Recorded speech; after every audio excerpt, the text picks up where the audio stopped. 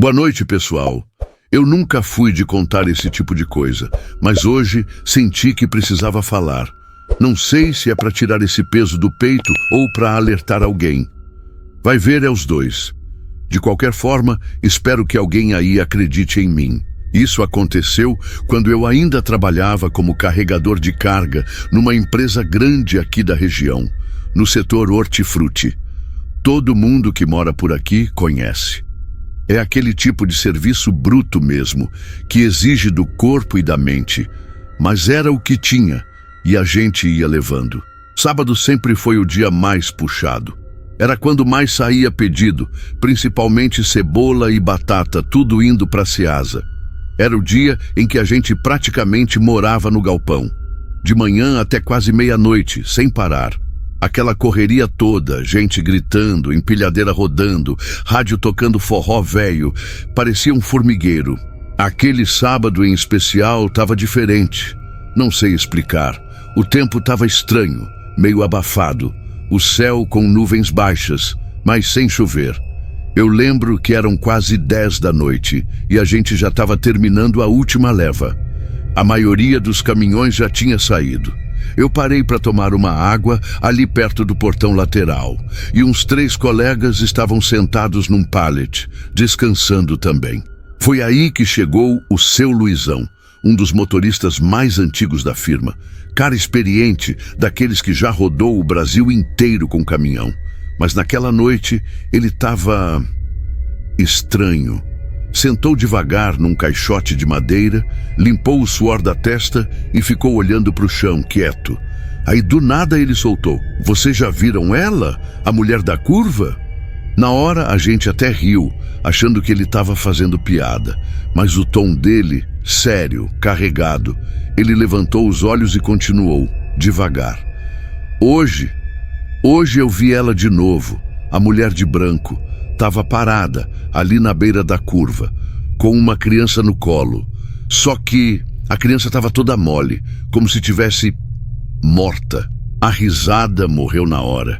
O silêncio foi automático. Todo mundo olhou um para o outro. Eu gelei por dentro. Aquela curva, eu conheço bem. Fica ali perto da empresa, coisa de 800 metros. Uma descida fechada, com um córrego de um lado e mato do outro. Já vi acidente ali, e não foi só um. Gente capotando, caminhão tombando, carro batendo de frente. Aquilo ali já levou muita vida. O seu Luizão olhou para mim e falou: "A primeira vez que eu vi foi uns 4 anos atrás, no dia em que uma mulher morreu ali com um bebê no colo. O carro dela bateu de frente com uma carreta. Ela estava fugindo do marido, disseram. Morreram os dois na hora. Depois disso, de vez em quando passo ali à noite, ela aparece." Ele começou a contar com detalhes. Hoje eu estava voltando, o caminhão vazio, devagar. Eram quase 9 da noite. Quando entrei na curva, vi uma coisa branca parada na beirada da pista. No começo achei que fosse saco plástico, sei lá. Mas aí vi que era uma mulher. Ela estava de costas, cabelo longo, preto, e vestia um pano branco grudado no corpo, como se tivesse molhado. Mas o mais estranho era a criança no colo dela. Ela estava segurando o neném como se fosse proteger, só que ele estava caído no colo, sem mexer. Quando passei do lado, ela virou a cabeça devagar e olhou para mim. Não gritou, não mexeu, só me olhou. E aí eu vi que os olhos dela não tinha branco, era tudo escuro, e ela sussurrou. Eu não escutei com os ouvidos, escutei dentro da minha cabeça. Ela disse: "Ele não chorou." Nesse ponto, o seu Luizão ficou calado, e eu juro por Deus, ninguém conseguia dizer nada. O galpão parecia outro lugar. O som da empilhadeira ao fundo, que antes era barulho comum, agora parecia distante. O ar estava pesado. A partir desse dia, tudo começou a mudar. O portão do fundo do galpão, que dava para a estrada, começou a ranger sozinho à noite, mesmo sem vento. E era um rangido lento, que parecia alguém empurrando devagar. Teve uma noite que eu fiquei sozinho carregando uns pallets e juro, ouvi choro de criança, baixo, arrastado, vindo lá de fora. Um dia, um rapaz novo passou mal no turno da noite. Disse que viu uma mulher parada no fim do corredor entre os pallets de batata. Falou que ela estava toda molhada, com um pano branco colado no corpo e nos braços tinha algo embrulhado. Foi embora e nunca mais apareceu. Mas o que mais me marcou foi o que aconteceu comigo. Era sexta, quase 1h da manhã. Resolvi ir a pé para casa. Coisa rápida, uns 15 minutos andando. Tava cansado, mas queria esticar as pernas. Quando cheguei perto da curva, senti um arrepio forte, aquele tipo de arrepio que vem de dentro. O ar ficou denso, pesado, como se tivesse chovido, mas o chão estava seco. E lá estava ela, parada, no mesmo lugar que o seu Luizão tinha dito, vestido branco, longo, colado no corpo, cabelo grudado no rosto e no colo aquele embrulho. Parecia uma criança, mas estava mole, caída, como se estivesse desmaiada ou morta. Eu não conseguia me mexer. Minhas pernas travaram. E aí ela levantou o rosto e disse, baixinho, quase num sussurro: ele não chorou. A voz dela parecia vir de dentro da minha cabeça. Eu só consegui dar um passo para trás. E aí tudo apagou. Quando me dei conta, eu estava em casa, suado, tremendo, sem lembrar como cheguei. Depois disso, nunca mais fui o mesmo.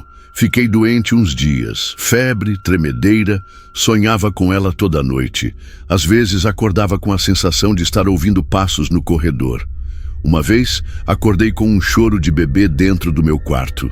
Não tinha ninguém. Comecei a dormir com faca debaixo do travesseiro. Minha mulher achou que eu estava ficando louco. Mas como explicar? Como dizer o que vi sem parecer doido? O seu Luizão foi internado semanas depois. Crise nervosa, disseram. Nunca mais voltou a dirigir.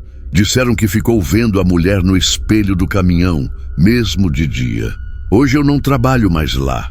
Mudei de serviço, fui fazer outra coisa.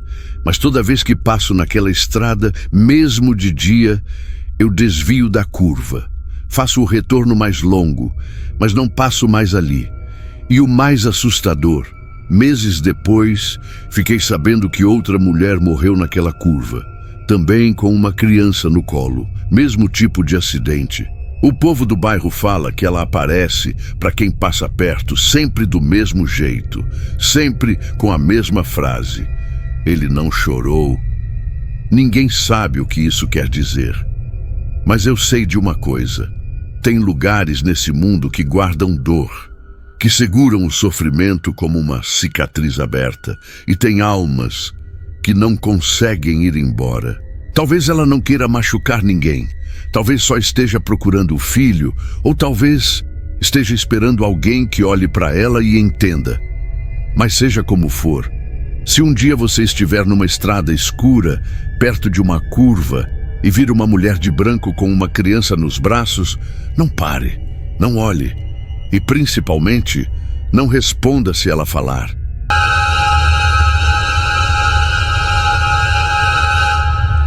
Eu não falava com ninguém fazia quase 3 meses. Desde o dia do acidente, minha vida parou. Tudo ficou em silêncio dentro de mim. A casa onde a gente morava, antes cheia de barulho, risadas, panela batendo, rádio tocando música brega, virou um lugar vazio, um museu de lembranças, e eu virei só uma sombra. Meus amigos tentaram vir aqui. Minha irmã ligava. Todo mundo queria me tirar desse buraco, mas ninguém conseguia. E nem adiantava tentar. Perder ela foi como arrancar metade do meu corpo. Não tinha mais fome, não tinha mais sono. Eu acordava só para esperar o dia acabar. E quando a noite chegava, eu olhava para o teto até o sol voltar de novo. Mas naquela manhã, algo foi diferente. Eu abri os olhos e senti uma vontade estranha, uma necessidade que nem sei explicar direito. Era como se algo estivesse me chamando, me pedindo para ir. E eu fui. Peguei o casaco, botei o tênis velho e saí de casa pela primeira vez em semanas. Meu corpo estava pesado, mas minhas pernas sabiam para onde ir. Fui andando até o cemitério. A rua estava vazia. Só dava para ouvir o barulho dos meus passos e do vento passando pelas árvores. Quando cheguei no portão, meu coração apertou. Aquele lugar sempre me causou um certo incômodo, mas agora era diferente.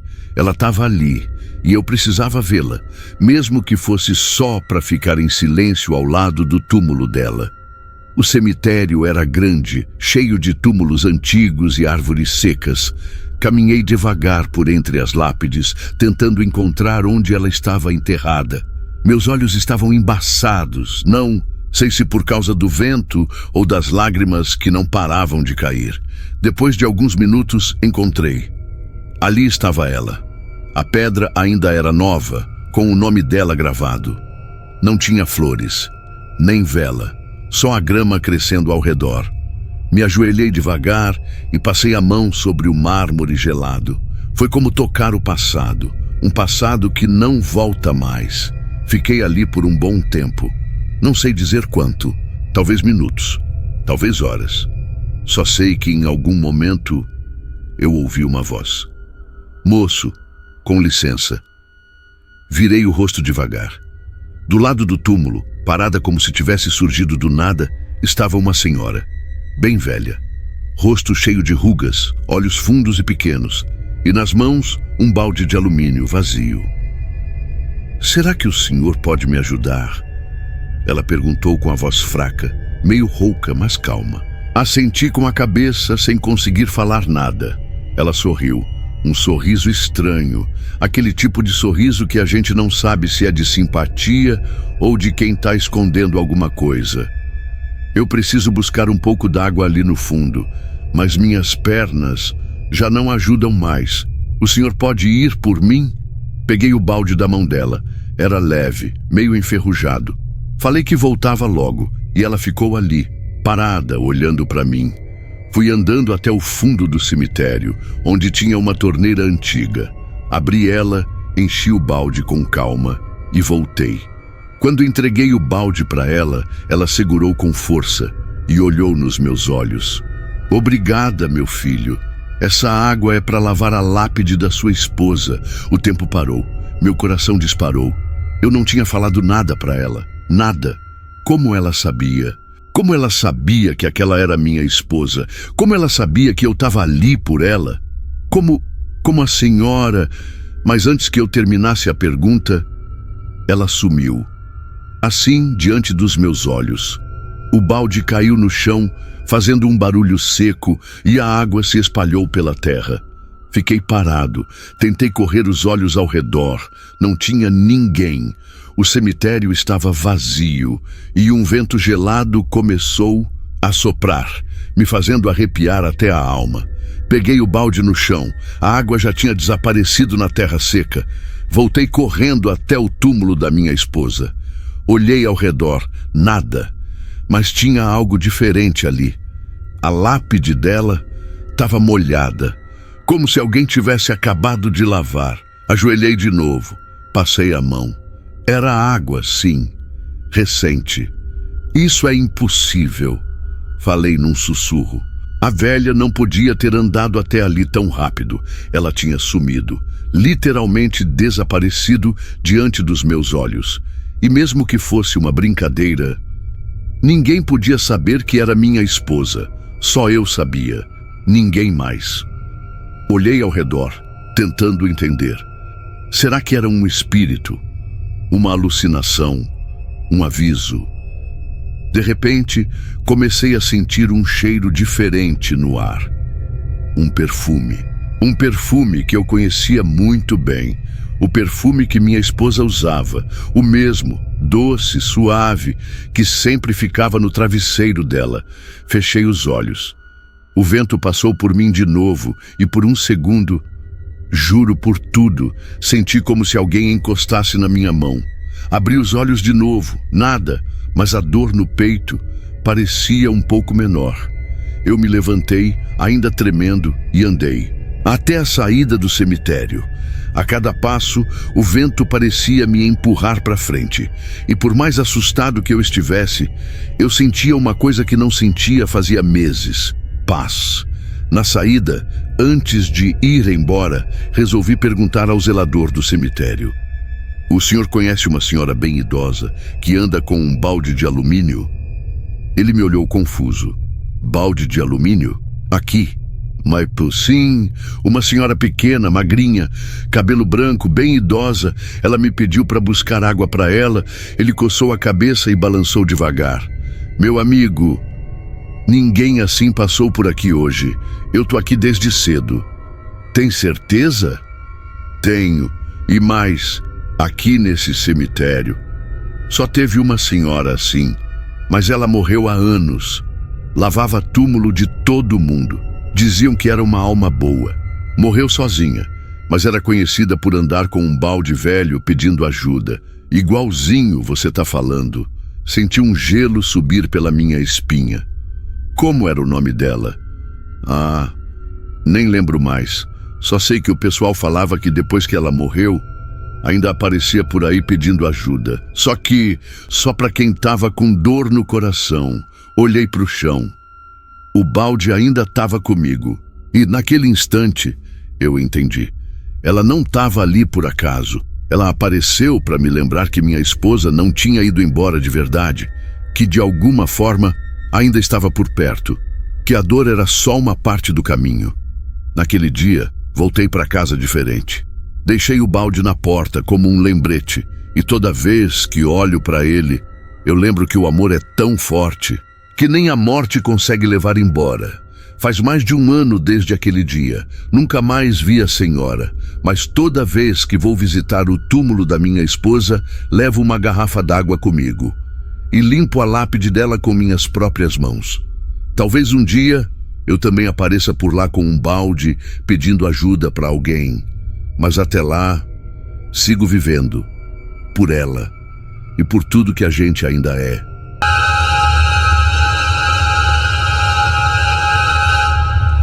Eu não sei se alguém vai acreditar em mim, mas eu precisava contar isso em algum lugar, porque desde aquele dia, desde aquele maldito feriado, eu não sou mais a mesma pessoa. Era uma sexta-feira, último dia útil antes do feriado prolongado. A empresa estava num clima de festa, sabe? Todo mundo feliz, sorrindo, contando os planos para o final de semana. Teve até café especial na copa. Um pessoal do financeiro trouxe bolo, teve pão de queijo e suco. Parecia aniversário de alguém, mas não era. Eu lembro direitinho. Eram quase 3 da tarde quando nossa chefe entrou na sala. Ela nunca aparecia tão cedo. Normalmente só dava as caras no final do expediente. Mas aquele dia foi diferente. Ela entrou com uma expressão que eu nunca vou esquecer. Pálida, olhos fundos, sérios, como se tivesse visto um fantasma.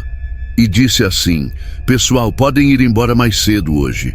Considere-me como presente do feriado. Mas, por favor, ninguém entra na sala do fundo. Só isso que eu peço, ok? A sala do fundo. Todo mundo sabia qual era.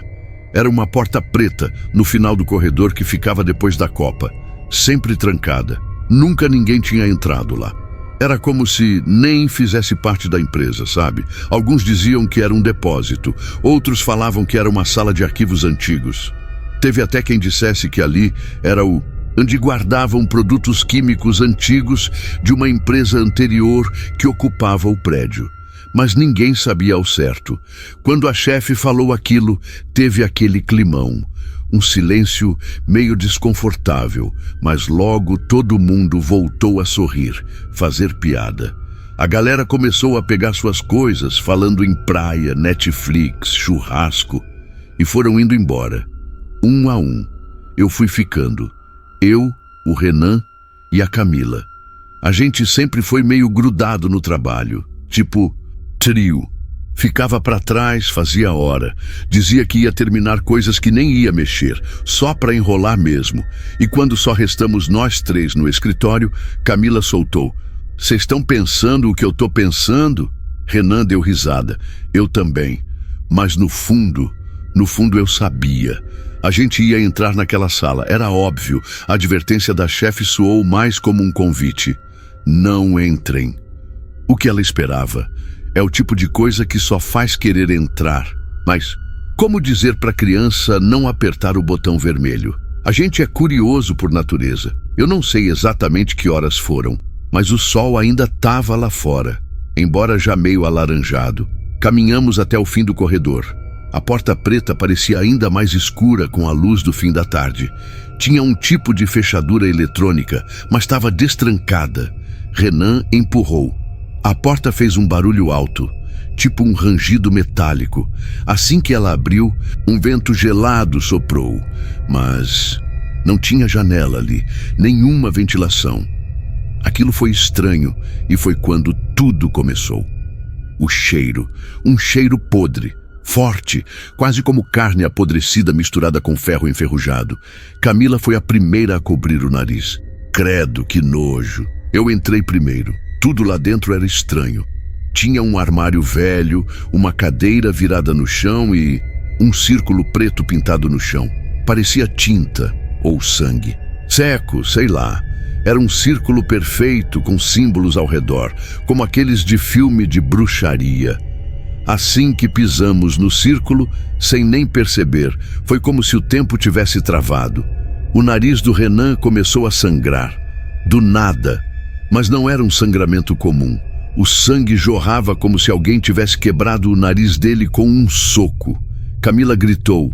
O dela começou a sangrar também, só que não era só o nariz, era o ouvido. E então veio o som, um tipo de zumbido, profundo, como uma vibração no osso. Um som que fazia o peito doer. Eu queria gritar, mas minha voz não saía. Tentei correr, mas minhas pernas travaram. Renan caiu no chão se debatendo. O sangue fazia um rastro até o círculo. Foi aí que eu senti. O ar ficou mais pesado, como se eu tivesse mergulhado numa piscina, mas sem água. Um peso no corpo, na cabeça, nos olhos. A sensação de que tinha algo ali, algo invisível, nos observando. Camila caiu de joelhos, tremendo. Ela olhou para mim e os olhos dela não eram mais os dela. Estavam revirados. A pele dela pálida, quase cinza.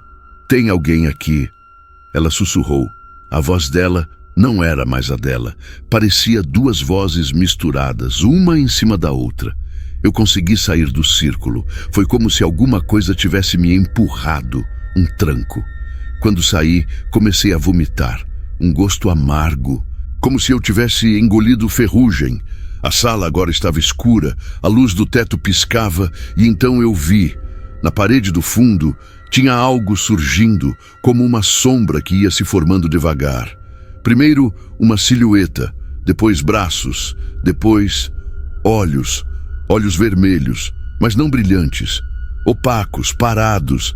Eles me encararam. Foi aí que eu corri o mais rápido que pude. Deixei os dois lá dentro. Meu Deus, até hoje me odeio por isso, mas eu não conseguia mais ficar ali. Era como se meu corpo tivesse tomado o controle. Eu corri, tropecei, bati na quina da mesa, saí do prédio com o rosto ensanguentado, respirando como se tivesse corrido uma maratona. Na calçada, desabei. Um senhor que passava me ajudou. Chamaram uma ambulância. E aí vem a parte mais absurda disso tudo. Os bombeiros entraram no prédio e encontraram os dois, Camila e Renan, desacordados, caídos no chão, perto da sala do fundo. Foram levados para o hospital, estado de choque, sem ferimentos graves, sem marcas, sem nada. A pressão estava normal, temperatura normal, só inconscientes. Os dois acordaram no dia seguinte, ao mesmo tempo, no mesmo minuto. Mas eles não lembravam de nada, nem da sala, nem do corredor, nem de mim. Camila olhou para mim como se eu fosse uma enfermeira qualquer. Renan perguntou meu nome. E os olhos deles estavam apagados. Tipo quando alguém tá ali, mas não tá. A sala, lacrada, sumiram com tudo. Quando voltei lá dias depois, estava tudo pintado, limpo, como se nada tivesse acontecido. Nem o círculo, nem o cheiro, nem os símbolos. A empresa fechou na semana seguinte. A chefe desapareceu, sumiu de todos os registros, nenhuma rede social, nenhum contato, nada. Fui atrás de colegas antigos, alguns lembravam da Camila e do Renan, outros juravam que eles nunca existiram. E aí fica a pergunta: o que aconteceu naquela sala? Foi um surto coletivo? Alguma substância? Algum tipo de experimento escondido? Ou a gente entrou num ritual? Foi magia negra? Eu não sei, mas às vezes, quando tá tudo muito quieto, eu ainda ouço aquele zumbido e sinto aquela presença parada, observando, como se algo ainda estivesse esperando a gente voltar.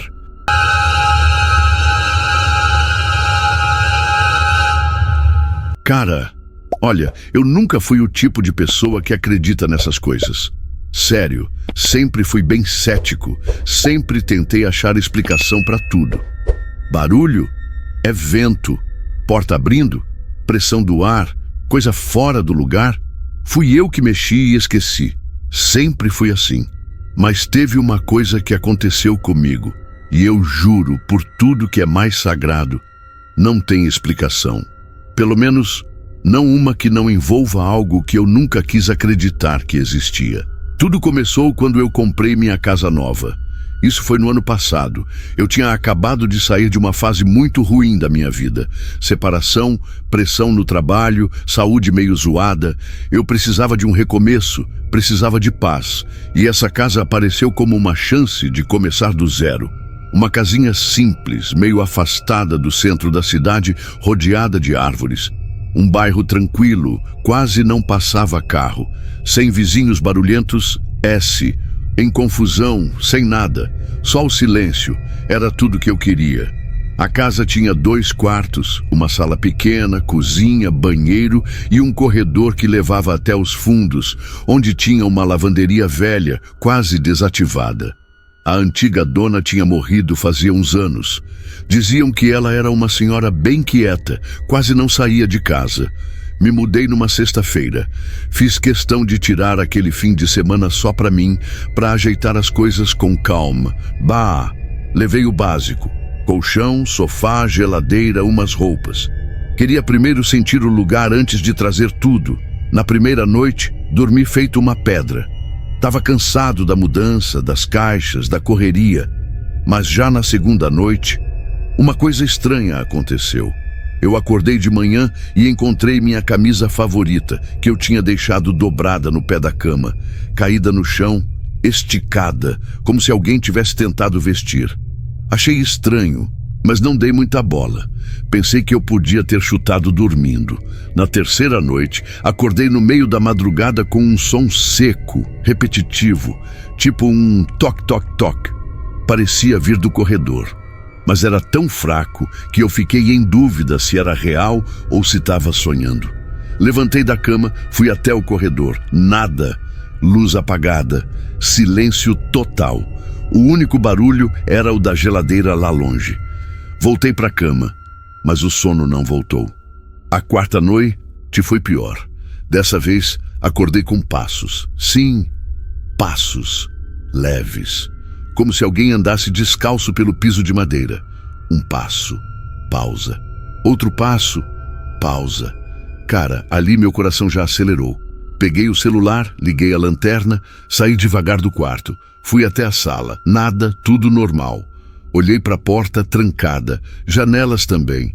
Voltei para o quarto com aquele peso no peito. Aí começou a rotina. Quase toda noite eu acordava com algum som. Passos, porta rangendo. E o pior, minhas coisas fora do lugar, roupas mexidas, uma gaveta que deixei fechada, aberta, um prato que estava dentro do armário, apareceu na pia. Um dia, cheguei do trabalho e encontrei o sofá um pouco torto, como se alguém tivesse sentado ali, pesado, mas eu morava sozinho. Comecei a achar que podia estar ficando doido, estressado. Fui ao médico, fiz exame, tudo normal. Até tentei instalar uma câmera no redor, mas o negócio parava de gravar do nada. Ficava com interferência. Aí veio a noite que mudou tudo. Era uma sexta-feira de novo. Tava frio. Eu lembro porque tava com 2 cobertores. Acordei com uma sensação ruim, como se tivesse alguém ali, mas eu não ouvi som, não vi luz, só aquela sensação horrível. Me levantei, abri a porta do quarto e olhei para a sala. E ele estava lá, no canto da sala, parado, um homem, de capuz, não se mexia, só estava ali, me olhando. Não dava para ver o rosto. Era tudo escuro, mas eu sabia que ele estava olhando para mim.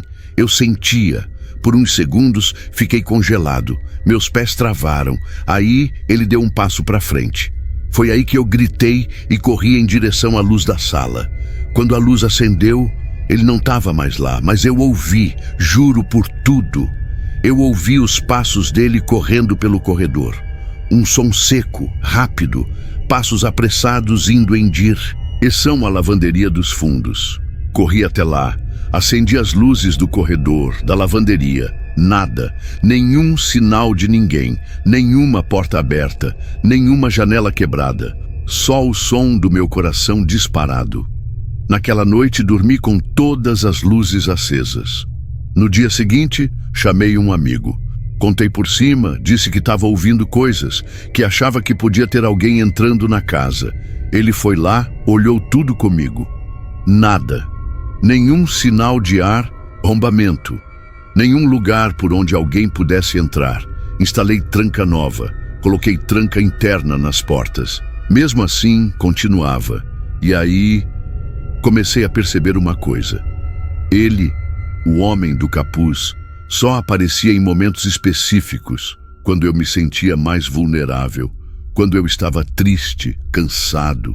Comecei a anotar os dias. Ele aparecia a cada 6, 7 dias, sempre no mesmo lugar, canto da sala, sempre me olhando. Depois, corria, como se estivesse esperando alguma coisa, e então comecei a notar um padrão mais estranho ainda. Toda vez que ele aparecia, algo mudava na casa. Uma parede parecia mais escura, um espelho embaçado, mesmo sem vapor. A madeira do piso rangia em lugares diferentes. Era como se a casa estivesse reagindo à presença dele, como se ele não estivesse invadindo, mas voltando, como se a casa fosse dele, e eu, o intruso. Cara, eu não estou inventando nada. Eu comecei a gravar com meu celular escondido. Um dia, consegui pegar um som, barulho de passos, a respiração de alguém bem próxima da câmera. Levei isso para a polícia. Mostrei. Eles disseram que parecia manipulação de som, que não podiam fazer nada sem prova de invasão. Teve uma noite que eu acordei e ele estava dentro do meu quarto, no pé da cama, parado, cabeça baixa, mãos nos bolsos. Eu fechei os olhos e desejei com toda a força que aquilo fosse um sonho. Quando abri os olhos de novo, ele não estava mais lá, mas no chão. Tinha uma pegada molhada, uma pegada descalça, como se ele tivesse saído da piscina. Mas eu nem tenho piscina. Na semana seguinte, comecei a ter pesadelos. Sonhava com a casa, vazia, toda escura, e eu no canto da sala, parado, olhando para alguém. E esse alguém era eu mesmo. Comecei a pensar, será que ele sou eu? Ou será que é alguém que ficou preso aqui dentro? Preso entre esse mundo e o outro? Eu tentei mudar de casa, tentei sair. Mas sabe o que é pior? O lugar me puxa de volta. Teve um dia que eu fui embora, fiquei na casa de um colega. Dormi lá. Mas no meio da madrugada, meu celular tocou. Sem número. Só uma chamada de vídeo. Atendi.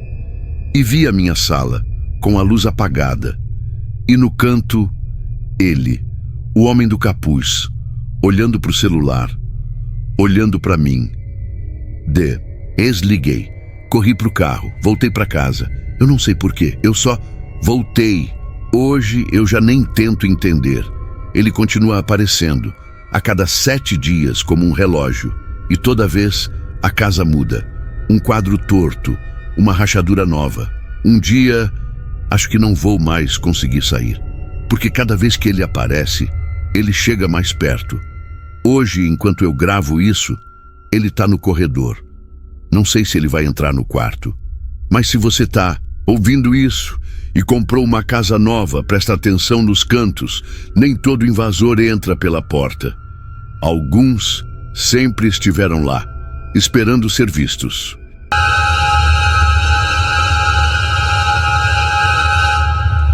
Esse dia foi bem normal, sabe?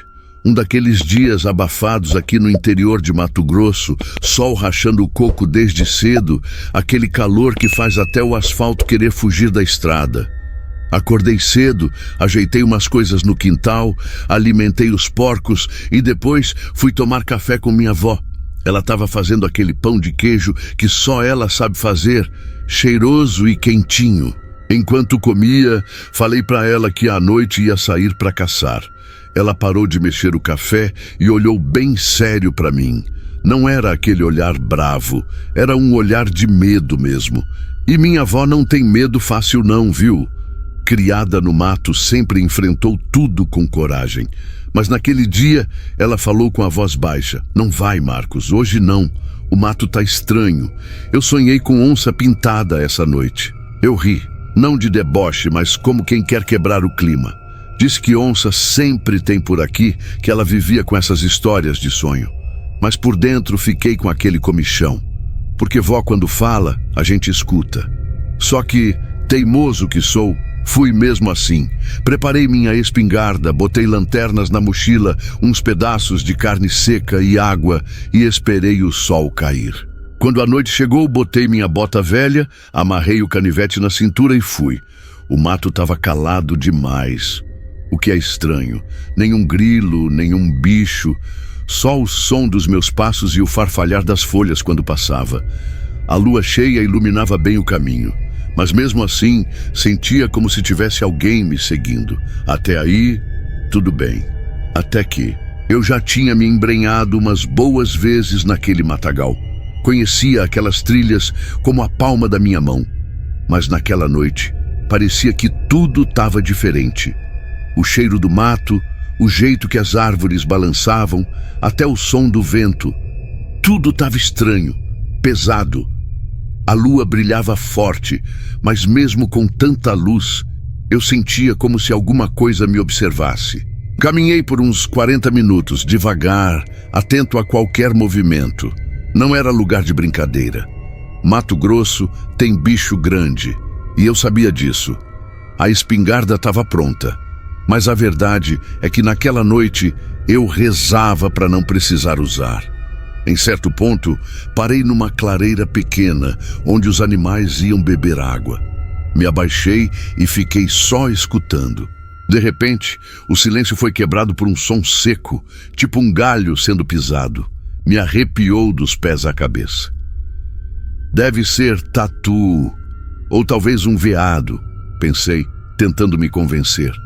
Mas no fundo, eu já sabia que não era. Foi quando eu ouvi aquele esturro. Não era grito de bicho comum, era a onça, não era uivo, nem rosnado, era um trovão saindo do mato. A espingarda quase caiu da minha mão.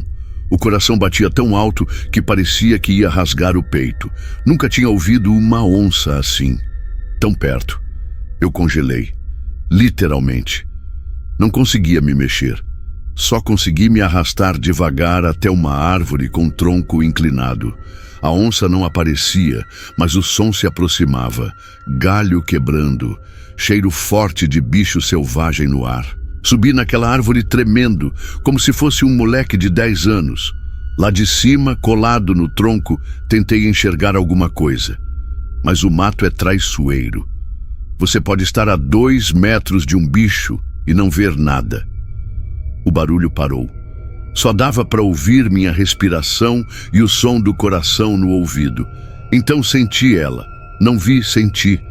Estava ali embaixo, esperando. Foi ali que eu entendi o que é o verdadeiro medo. Fiquei agarrado na árvore como se minha vida dependesse disso. A espingarda parecia inútil. Eu suava frio, o rosto encharcado, mesmo com o vento gelado passando entre as folhas. O tempo não passava. Cada segundo era tormento. Os olhos ardiam de tanto tentar enxergar alguma coisa naquela escuridão. Até que ouvi de novo o som da onça. Não era mais o esturro. Agora era diferente. Um rosnado baixo, contínuo, como se estivesse irritada, impaciente. E pior, bem embaixo de mim. Eu queria gritar, mas a garganta travava. O medo era tão grande que eu só consegui fechar os olhos e tentar controlar a respiração. Me veio o rosto da minha avó na cabeça. As palavras dela, ditas horas antes, ecoavam. Não vai, Marcos, hoje não. E eu fui. Lá embaixo, a onça pisava devagar, indo de um lado para o outro. Em certo momento, ela rosnou mais alto, como se tivesse farejado minha trilha. Bicho esperto, sabia que tinha alguém por perto. Comecei a rezar, baixinho, trêmulo. Nunca fui de igreja, mas naquela hora era tudo. As horas passavam arrastadas, o corpo começou a doer, a perna adormecida, a mão inchada de tanto apertar o tronco. Às vezes, o silêncio voltava. Isso era ainda pior, porque eu não sabia se ela tinha ido embora ou se só estava esperando eu descer. Teve uma hora, por volta das 3 da manhã, que o silêncio ficou completo. Nenhum passo, nenhum rosnado, nada. Meu coração acelerou de novo. O medo de não saber onde ela estava era pior do que vê-la. De repente, um barulho forte de galho quebrado fez meu coração quase parar. Era ela tentando subir? Será que onça subia em árvore? Eu nem sabia. Mas naquela hora, parecia que ela fazia tudo. Parecia que ia aparecer a qualquer segundo e me puxar dali. Mas nada aconteceu. O céu começou a clarear devagarinho. O cinza da manhã espantava a escuridão. A cada minuto que passava, eu me sentia um pouco mais seguro. O sol, para quem está no mato com medo, é como um pai chegando depois de um pesadelo. Quando o dia clareou, desci devagar. O corpo moído, tremendo. No chão, pegadas grandes e fundas. A onça esteve mesmo ali. Não foi imaginação. Olhei ao redor, respirei fundo e comecei a andar de volta para casa. Cada passo era pesado, não de cansaço, mas de vergonha. Vergonha de não ter escutado a avó. Quando cheguei, o sol já estava alto. A avó estava sentada no banquinho da varanda, com aquele olhar de quem já sabia. Ela não falou nada, só me olhou. Eu também não falei, só sentei no chão diante dela. O silêncio foi tudo. Ela levantou devagar, foi para a cozinha e voltou com um copo de água. Me entregou e disse: "Você sentiu, né?" Eu balancei a cabeça e ela respondeu: "Isso que você chama de mato é a casa dos outros, Marcos. A gente entra com respeito ou não entra.